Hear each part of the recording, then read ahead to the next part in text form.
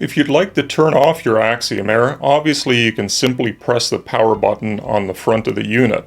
But what if you're in a different room, or what if it's on a different level or floor of your house and you're getting into bed and you forgot to turn it off, you'd like to turn it off?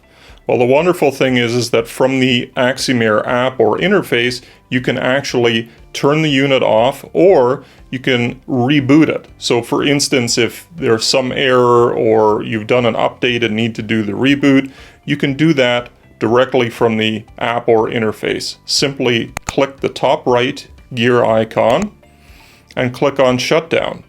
Now you can see you can select from either power off or restart. Restart obviously will reboot the unit. Power off will completely shut it down and cut the power off to the unit.